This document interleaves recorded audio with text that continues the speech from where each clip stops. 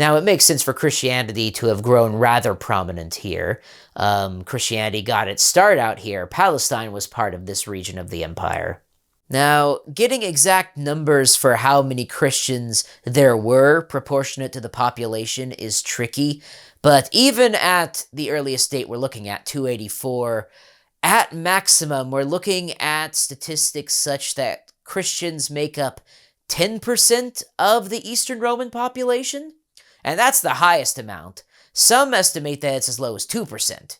Still, at those numbers, Christianity had become a rather sizable minority in this region.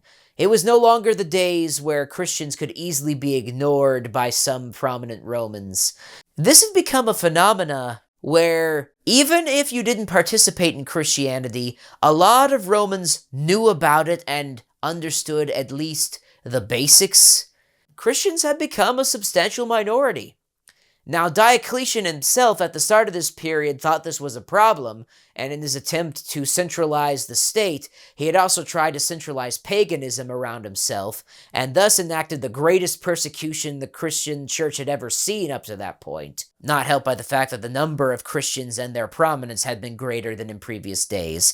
But Constantine obviously reversed all of that, and suddenly Christianity grew and grew to become the religion of the court. It didn't become the state religion at first. It took until Theodosius I in the 380s for that to happen. This period saw a very rapid rise in the number of Christians in the eastern half of the empire. It wasn't total, and it didn't happen all at once.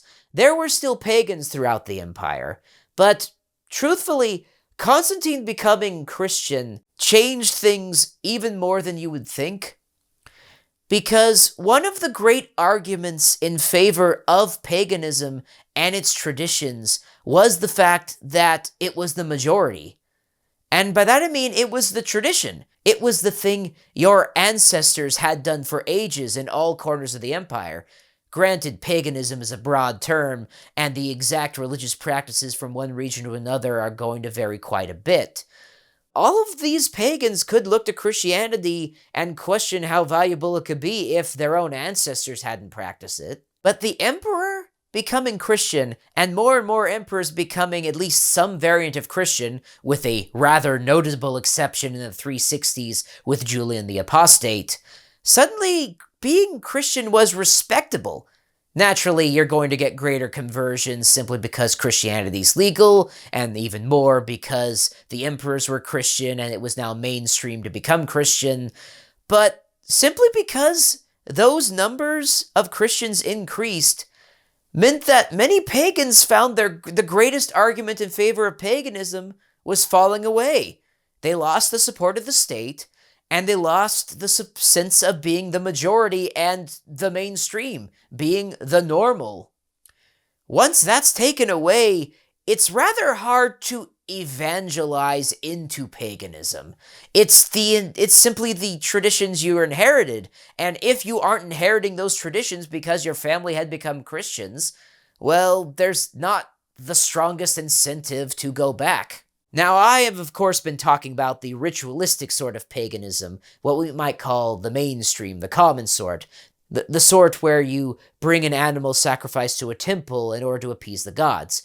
But there's another side to paganism during this period as well, called Neoplatonism, in which the philosophical doctrines of Plato saw a revival in the period right before this one, and this movement attempted to systematize pagan philosophy into a coherent whole. Odds are good that if you were an intellectual pagan, one who cared about philosophy, intellectual work, and morals, this was the version of paganism you practiced. Now, this sort of paganism was not concerned with the traditional rituals or the animal sacrifices, or even necessarily belief in the traditional gods.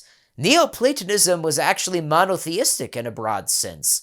They believed in one god who gradually made the world and reached out through various layers into that world. Now, this was a little different from Christianity in that this god of Neoplatonism was a lot more distant, But still, the fact that Neoplatonism was much more concerned about philosophical and moral improvement to meet the standards of one God already makes it within more common ground of Christianity than the old pagan temples. And this meant that over this period, while the pagan temples gradually fade away in importance, Neoplatonism remains respectable through much of this period. And it helps that the educated Christians went to the same schools as the Neoplatonists, so the small circle of educated men in the empire tended to all know each other and write letters to each other. So Neoplatonism is not the version of paganism that's going to get targeted from above or below the way the mainstream paganism is. While various laws get passed by the emperors to close the pagan temples and ban various pagan sacrifices, you're not going to see a lot of targeting of these Neoplatonists. They're often considered to be just a step removed from being Christian by the educated Christians, and thus they manage to, well, not fly under the radar. It's more like they get a sort of tacit acceptance. And there's interchange of ideas. When the educated Christians start seeking out ideas to explain their theology and work that out, it's Neoplatonist terms that they're going to turn to. And this leaves a mark on Eastern Christianity in particular, and Christianity in general as well. Now, as Christianity rose in importance, the leaders of the Christian congregations, the bishops, gradually rose in importance with it, to the point where they became political leaders in their own right. Because the number of Christians in any given city grew, then the leader of the congregation in that city became more and more important, and frankly, had access to more money because of the greater number of donations and tithes coming from that congregation. And this meant that in any given city, the bishop was just as important and prominent of a figure as the decurions, the city elites who worked with the government. And oftentimes, the locals preferred the bishop, frankly. Christian rules being a little more lenient than just the standard Roman law. If you could get the bishop to appeal your legal problem, odds are good that he gave you a more favorable ruling. And this meant that the bishops got involved in legal practices in the Roman cities. They were an important figure that people turned to. And this meant that if the bishops had moral standards that they wanted enforced, they were hugely influential in getting people to follow them. The change in morals for the Roman Empire was a little spotty. Now, the gladiator matches were successfully banned. People were no longer going to see tournaments where men and beasts fought and died for sport, although the attempts to ban chariot races, which became the main entertainment, those failed. Despite the fact that bishops are going to be complaining about those chariot races through this whole period and into the future, the common people still went to them.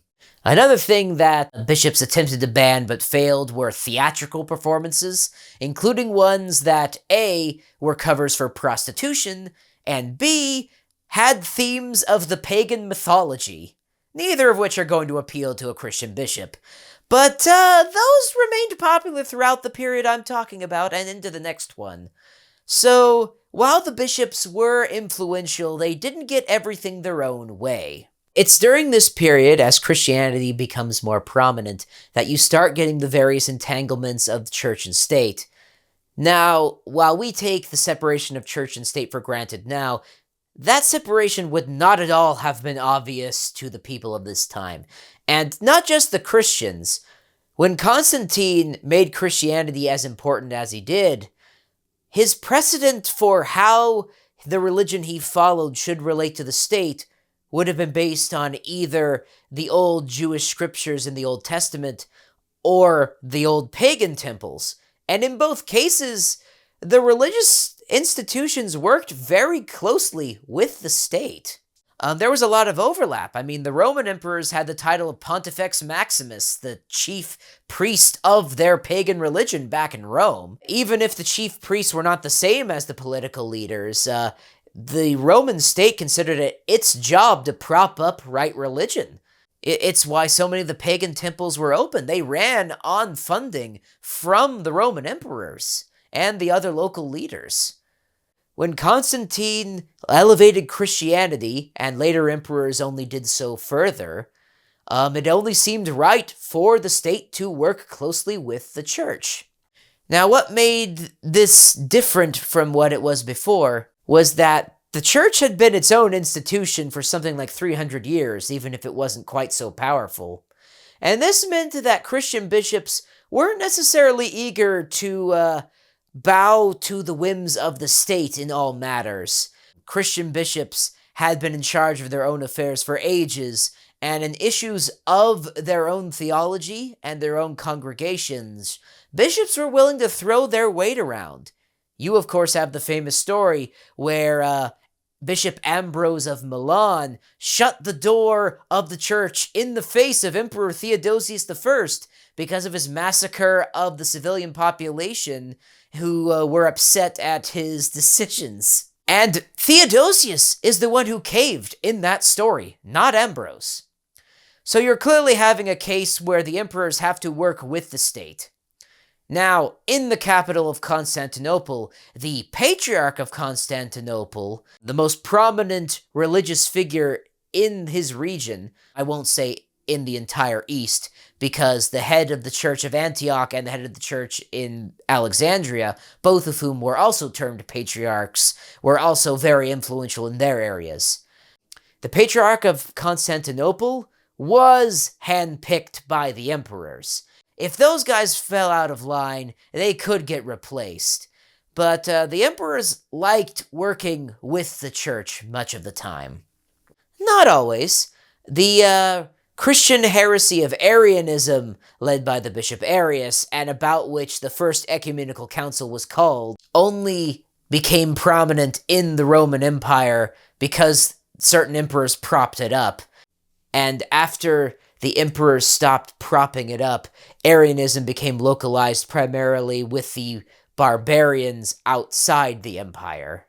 It's important to keep in mind that the state and the church have overlapping jurisdictions. To say one rules over the other is not entirely accurate. While the state could select bishops at times, those bishops' moral authority will be hugely influential. And while that isn't a major problem now, into the next period, that is going to be a rather significant issue for emperors to deal with. Now, moving on to more cultural elements, the eastern half of the empire was long influenced by Greek literature. This was a literature that was read internationally, so to speak, from Egypt through Anatolia and Greece itself. And the previous period to this one, during the crisis of the 3rd century and before, was a period of literature that we call the Second Sophistic, so called because the sophists, or the rhetoricians, were the most prominent element in it. Outside of the Christians and the Neoplatonists, who were coming up with some ingenious theology and philosophy, the high literature of this period was much more heavily into rhetoric and form rather than content. There were some exceptions. The previous period had Plutarch, who was a fine example of what the Second Sophistic would make, but just know that throughout this period we're talking about, it is the Christians and Neoplatonists who receive the best education and are writing the most noteworthy pieces of literature. It's all philosophy and theology here. And frankly, it's Christianity that gave a new lease on life for rhetoric. In the older days, before the Roman Empire, rhetoric was used in your political career in your local town. But the Romans had given those positions to the decurions, the wealthiest people, who tended to hold it by virtue of wealth and prominence rather than political post. And thus rhetoric's use had fallen by the wayside. Using rhetoric to argue for your theology was much more important to the Christians, and thus you see a revival of interest in good rhetoric. It's hard to say if this high education filtered down into the wider population all that deeply, even if the number of people involved increased slightly. I mean, you have more important bishops, and the number of bureaucrats who got a higher education increased, but you're still not dealing with the widest readership throughout the whole empire. The most important overall development of this period is the development of common institutions and ideas. Where before, if you had the Roman Empire disappear from the East suddenly, all of the different regions would go their own way and have very little in the way in common. But after this period, that's no longer the case. There is a common experience in religion, in government, and to a lesser extent, a common experience in literature and culture. And while those elements are relatively lighter now, those commonalities are only going to deepen over time. Thank you all for watching. Be sure to like and subscribe. It'll really help my channel, and I'll talk to you next time.